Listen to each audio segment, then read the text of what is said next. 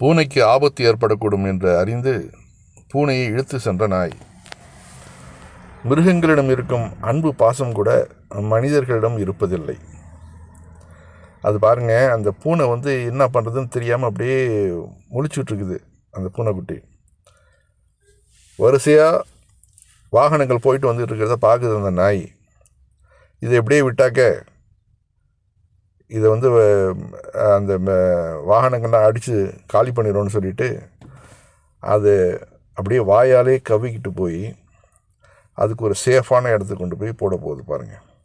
உண்மையிலே அது பார்க்கும்போது ஆச்சரியமாக இருக்குது.